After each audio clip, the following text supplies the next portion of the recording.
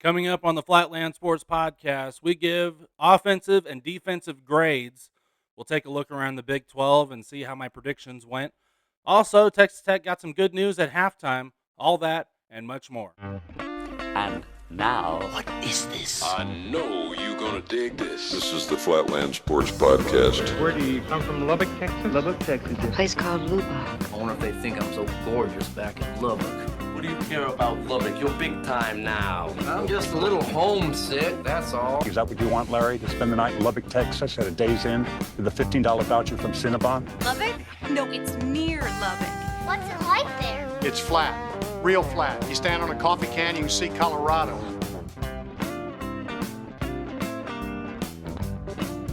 It is a Victory Monday. Thank you so much for joining us. This is the Flatland Sports Podcast. My name is Christopher Johnston. We have a lot to go over today. Texas Tech played a real football game last Saturday. We'll be going through and giving out grades to the offense, defense, and special teams. We'll also take a look around the Big 12 and see if my predictions came true. And then Texas Tech got some good news at halftime as well. We'll discuss that and more. But first, Red Raiders in action.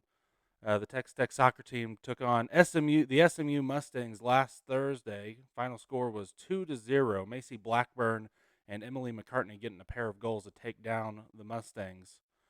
They'll be back in action on Thursday against New Mexico State. It'll be an 8 o'clock start.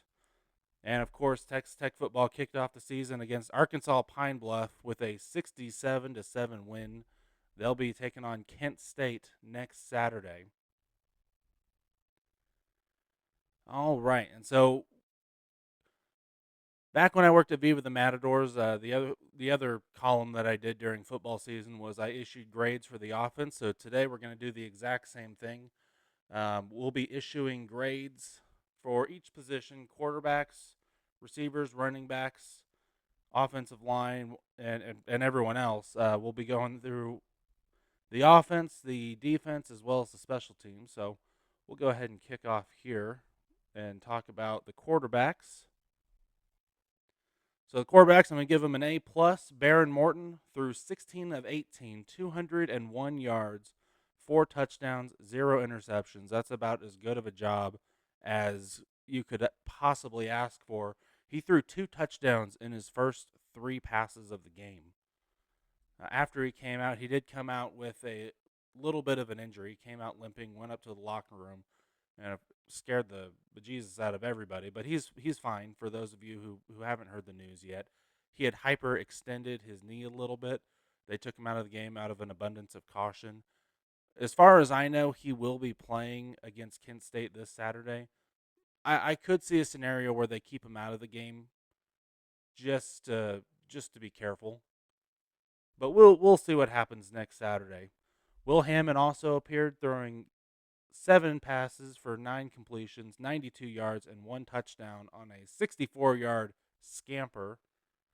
And then Mitch, the closer, Griffiths, was 2 for 3, 21 yards, and 1 touchdown. The unit as a whole, 25 for 30, 314 yards, and 6 touchdowns. They averaged 10.5 yards per carry, and double-digit yards per carry is going to be the theme of the offense tonight. So once again, A+ for the quarterback group. We'll move on to the running backs, who I also give an A+ to. Cam Dickey was your leading rusher. He had a fantastic game. 12 carries, 90 yards, and 1 touchdown.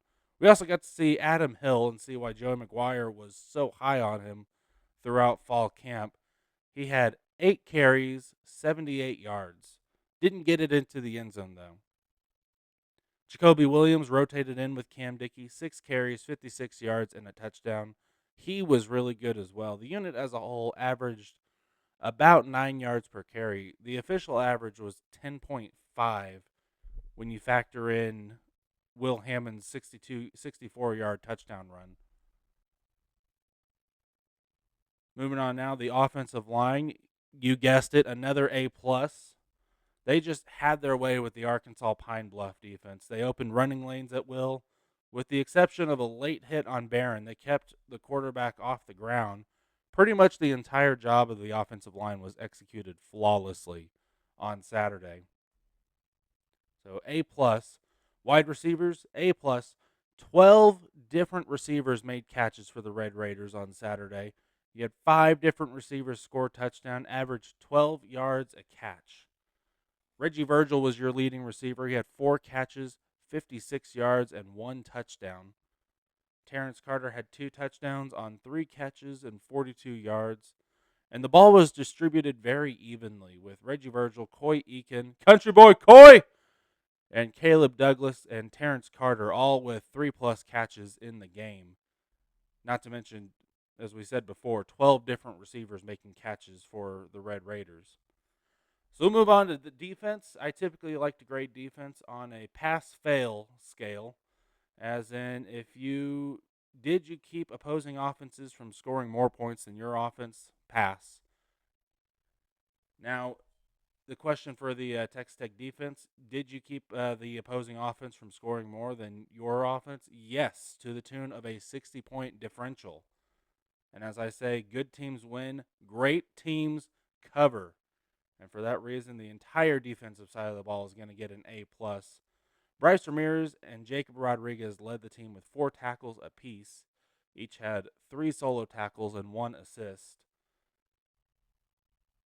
Skylar Gill Howard, David Bailey, Lee Hunter, and Romello Height all had a half a sack each as well. Amir Boyd Matthews had the lone interception of the night. All in all, it was an absolute dominant performance by Shield Wood's defense. And something I mentioned during the postgame show, the defense forced the offense to change their game plan. The Texas Tech defense was dictating the plays that the offense was running. And there's nothing more you can ask from a defense. We'll move on now to special teams. The kickers, we'll give them an A-, perhaps the lowest score of the day. They were 2 for 2 on field goals, 7 for 8 on extra points. They missed one at the very end. Upton Belafont with the extra point miss. Now, he did go 2 for 3 on extra points, and he made a 29-yard field goal. Stone Harrington, 4 for 4 on extra points, made a 31-yarder. Stone Harrington seems to be the guy. We may see a rotation between Harrington and Belafont, as we did last year. But we'll give him an A-, which means we'll say a 92 out of 100, whereas the others were getting 98s and 99s. Kick returns. There were exactly 2 kick returns, one to start the second half and one after the lone Arkansas Pine Bluff touchdown. Micah Hudson, who I absolutely love to see in kick return duty, reminded me of Wes Welker and Michael Crabtree back in the day. Very nearly returned one for a touchdown. He was just one broken tackle away from getting in the end zone. Tristan Gentry also had the other return for 25 yards. So we'll give them an A. The punt returns, we'll give the punt returning unit an A as well. Just a solid A. We'll say it's a 90. McCall Harrison Pilot, Tristan Gentry, and Roy Alexander all returned punts. They averaged about 1.3 yards a return. 7 yards was the longest return, which is fine from a punt return standpoint. My issue was that it was a little too sloppy. You had a fumble at the beginning that was recovered by Texas Tech. You had a couple drops that were recovered quickly. It needs to clean up, and you'd like to see the punt returners maybe try to break a few away and get a little bit more yards. However, unlike a kick return unit, that's not really required for a punt return unit. You just need to catch the ball cleanly and don't do anything stupid. So get it cleaned up, and it'll be good to go. Now, they still get an A because on the very first punt of the game, maybe it was the second, I'm trying to remember here, a punt early on in the game, Texas Tech blocked it and recovered it on the opposing right around the 30 to 35-yard line. So a blocked punt gets you an automatic A. We'll give them a 92 for the punt return unit. And then last but certainly not least, the punters. They didn't even show up for class. They get an incomplete. Not a single punt was made on Saturday. Texas Tech scored on every single offensive possession with the exception of the final one. The only reason I know Ian Hershey was at the game was because he kicked an extra point. I can't give a grade if you don't go to class. Ian Hershey, we'll try again next week. Just get up, get to class, and we'll see what we can do. Although I would love to see the streak continue against Kent State. We'll see how long Texas Tech can go without a single punt being forced. Regardless, it was a dominant performance all the way around for the opener of the Centennial season. The only real downer was that the storm disrupted what I thought was going to be an incredible halftime celebration of 100 years of Texas Tech football, with the alumni band combining with the going band to create a 1,000-piece Texas Tech going band from Raiderland. There was a drone show that was supposed to be the largest drone show in college football history. That got rescheduled for another game. The alumni band did get to perform under the stands in the concourse during the rain delay, and so they did get their moment. But there was a lot of pomp and circumstance that we didn't get to have for the Centennial kickoff game. But celebrations or not, Texas Tech fans have a lot to be excited for as the Red Raiders look towards Game 2 against Kent State at Jones AT&T Stadium next week. It will be an 11 a.m. kickoff. It'll also be the first game on TNT and HBO Match, which I really enjoyed their broadcast the last time. Can't remember who it was that they had on. I think it was it Arizona and Hawaii who was on TNT? Either way, I thought the presentation from TNT was really good. One other thing from Saturday that was worth noting, due to the weather delay, Texas Tech had an extended halftime, and since Joey McGuire had a couple extra minutes, he decided to just go out and get another 5-star recruit. At halftime, Cooper Hackett, a 5-star offensive lineman, committed to Texas Tech while still on his official visit to Arkansas. I guess he was at the game and just thought, nah. Hackett is a top 10 overall recruit of the 2027 class from Fort Gibson. It's in Oklahoma. He's considered the number 1 recruit out of the state of Oklahoma and the number 3 offensive lineman in the 2027 class. Hackett picked Texas Tech over Oklahoma, Oklahoma State, Oregon, Texas A&M, and of course Arkansas, who he was on his official visit for while he committed to Texas Tech. What does this mean for Texas Tech? Well, for Texas Tech, this is the second 5-star committed in the 2027 class. It's the third 5-star commitment of the summer, with LaDamian Guyton committing for the 2027 class as well, and Felix Ojo, who committed for the 2026 class. Just a couple seasons ago, Texas Tech fans were ecstatic at the idea that a 5-star like Quinn Ewers even heavily considered Texas Tech before he ended up committing to the University of Texas. Since then, you have had 4 5-star commitments in school history, and every single one of them committed in the last 3 years. Texas Tech fans are ready to set fire to more lime scooters when Micah Hudson first committed, and the college football watching world looked towards all kinds of ways to explain how Tech could have landed a 5-star, such as he was a legacy, he'll probably transfer, he's going to be a bust. And then when you landed the other 2 5-star kids in Felix Ojo and LaDamian Guyton, the narrative was these kids are choosing money over wins. They don't want to put in the work. Texas Tech has to buy the players. You got to pay extra money to get people to go to Lubbock. The narrative around the signing of Cooper Hackett, however, has been pretty much no narrative. In the span of just one offseason, the idea of Texas Tech landing a 5-star has just become commonplace in college football. So we'll take now, before we get out of here, a look around the Big 12. We'll go back and look at my predictions, and we'll see how close I got. So starting out, UCF versus Jacksonville State. I picked UCF to go 35-10. The score was UCF 17-10. It's going to be a long season for UCF in year 1 under Scott Frost. I have questions if Scott Frost will be successful at all at UCF, but we'll see. It is his first year, and regardless of what happens this year in the win column, it's not going to be indicative of what the Scott Frost era really looks like at UCF. So it'll take time, and we'll see. Houston versus Stephen F. Austin. I picked Houston 51-7. I was a little heavy-handed with the 50-plus scoring games in the Big 12. U of H won 27-0. They probably could have scored more. They ended up pulling the starters pretty early in that game. Connor Wegman threw 159 yards and 3 touchdowns.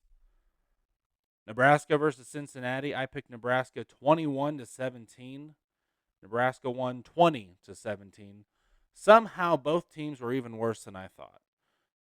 This will, in my opinion, this is going to be the last season for Cincinnati head coach Scott Satterfield. I thought Nebraska was going to be a little bit better, and frankly, they just looked mid against Cincinnati last Thursday. We'll see how both teams progress. Oklahoma State versus UT Martin. I picked OSU 57-7. OSU won 27-7. Problem is the Cowboy quarterback Haas Hejny went down, and I apologize if I mispronounced that, but he went down with a broken foot. He'll be out for 5 weeks. Kansas versus Wagner. I picked Kansas 57-7. KU ended up winning 46-7. Jalen Daniels having a fantastic game, 280 yards and 4 touchdowns. I said I thought Kansas would be better. I didn't think Kansas would be Big 12 championship caliber better, but I may be wrong here, and the Jayhawks are looking really, really good in their first 2 games. Baylor versus Auburn. I bought into the Baylor hype. I picked Baylor 28-17. Auburn won that game 38-24. Baylor absolutely blew it at the end of that game on a 4th and 1. Sawyer Robinson tried to force it to the end zone, and all he had to do really was just fall on his face, and he would have gotten a fresh set of downs. Baylor did not look near as good as I thought they would. It is the first game of the season. Dave Aranda teams seem to improve as the year goes on, but I am no longer sold on Baylor. Colorado, another team I'm no longer sold on this season. I picked Georgia Tech 28-24. Georgia Tech won that game 27-0. Colorado also giving the game away in the 4th quarter with some head scratching, and it wasn't even play calls as much as it was just weird decisions on the field by the players. Particularly, I didn't see who the running back was, but the Colorado running back who just needed to get a first down and stop the clock and reset the downs. Instead, he got the first down, ran back across the first down line for negative yardage, almost got tackled short of the first down on a 4th down try, and then managed to get back to the first down and run out of bounds while taking 14 seconds off a clock that only had about 38 seconds to begin with. So we'll see what Colorado turns out to be. I'm not sold that Colorado is going to be very good this year. West Virginia versus Robert Morris. I picked West Virginia 45-3, and West Virginia won 45-3. The Rich Rod era kicked off with a win, and they looked a little bit better than I expected. West Virginia, of course, playing Robert Morris. We'll see how they do later on. But Rich Rod, if you're asking me about who is more likely to be successful between Scott Frost and Rich Rodriguez, I would tell you it's probably Rich Rodriguez.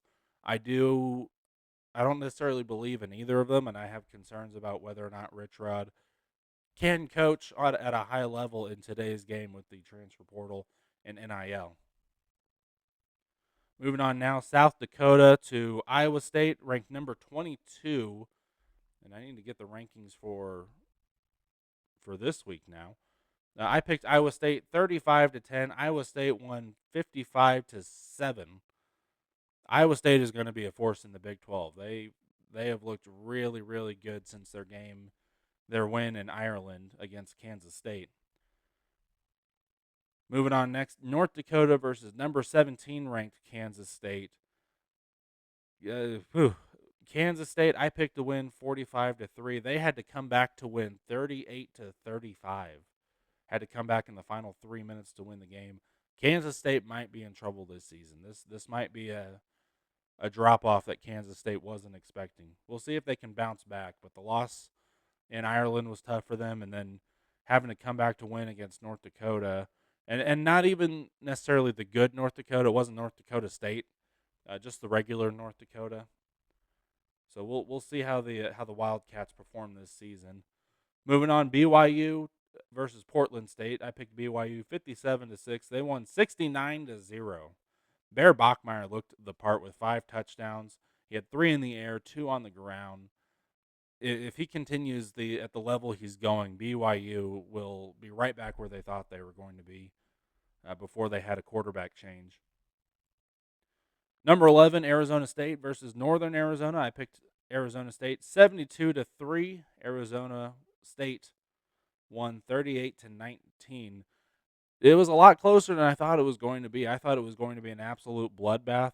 I think most of the production for Northern Arizona happened in the second half after Arizona State had pulled the starters. Sam Leavitt did look really, really good. I have concerns for Arizona State if they have any injuries, because the number 2s and number 3s didn't look great, in my opinion, against Northern Arizona on Saturday. Arizona versus Hawaii. Picked Arizona 32-28. They won 40-6. Now, I thought the game would be closer because I thought Hawaii's quarterback was going to play. He did not. So Hawaii came in real shorthanded. Arizona defense looked a lot better from last season. And then the nightcap, Utah versus UCLA. Utah finally won a game at the Rose Bowl. Congratulations, Utes. I picked Utah to win 28-16. They won 43-10. They looked really good against the Big Ten opponent. Maybe a force in the Big 12, but we also need to consider the possibility that UCLA is also just really bad. And then, of course, the game that everybody was waiting for, Bill Belichick's debut. ESPN was salivating over themselves for this game. TCU at North Carolina. I picked TCU 35-13. They actually won 48-14. Bill Belichick, as I have said over and over again, they will be a disaster. Bill Belichick will be a disaster at North Carolina. He's just not a college coach. And I don't know. I understand why North Carolina hired him, because how do you not? And he did the same thing for North Carolina that Deion Sanders did for Colorado, just instantly put him in the spotlight. But how can anybody look at what Bill Belichick did in the NFL, look at his style of coaching, and think that he's going to have any sort of success on the college level? And not to mention a college that isn't already a blue blood, that needs sort of a rebuild. All that said, the TCU looked really good early. They're another team that I think I would expect. I haven't seen the top 25 as I record this. I would expect TCU to be in the top 25. And more importantly, I expect TCU to be a Big 12 title contender. I heard some people picking Texas Tech and TCU in the Big 12 title game. That'll be my prediction as well. Book it as we sit here on September 2nd. TCU, Texas Tech in the Big 12 title game at the end of the season, based on this first round of games. But that's all I've got for you. We'll be back on Thursday to preview Kent State, a team that I surprisingly know even less about than I did Arkansas Pine Bluff. We'll do another look around the Big 12 and a preview of the Big 12. And I'll have one thought, one take for you. Please take a moment, like the video, subscribe to it. It helps the algorithms. Once we get 50 subscribers, I will start doing live shows Tuesday and Thursday nights. And we'll be back, of course, for the live post-game show. Thank you so much. We had about 400 people watching that show, despite all the technical difficulties. I didn't realize the video feed was sideways. It will be a lot better this time around. But thank you so much for joining me on the live post-game show after the game. We'll be live again minutes after the timer runs out. Minutes after the game ends. We'll be live on Twitter X to discuss everything that needs to be discussed. This is the Flatland Sports Podcast. I am Christopher Johnson. Thank you so much for joining us. Rec and Tech.